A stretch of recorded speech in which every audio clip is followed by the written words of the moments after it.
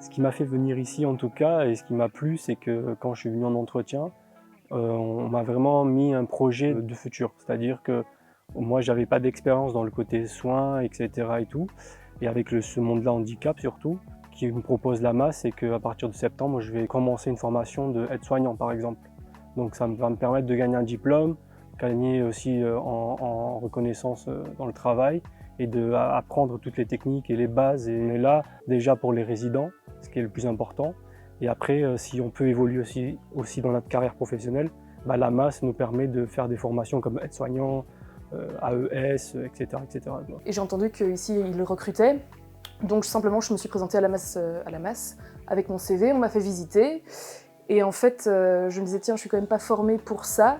Et puis on m'a appelé pour dire qu'il y avait donc la masse hors les murs, avec des personnes en situation de handicap un peu plus autonomes qu'à la masse, et qui avaient besoin d'être un peu animées et tout ça, et je me suis sentie capable de le faire, et je me suis dit, bah, super, voilà.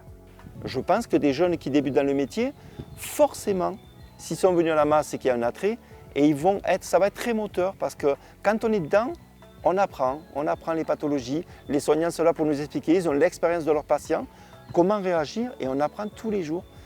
Donc c'est moteur, quoi, parce qu'il n'y a rien de pire que d'arriver quelque part, et de très vite, c'est très bien d'être à l'aise, mais d'avoir l'impression qu'on n'apprend pas. Là c'est faux, on apprend, c'est très intéressant.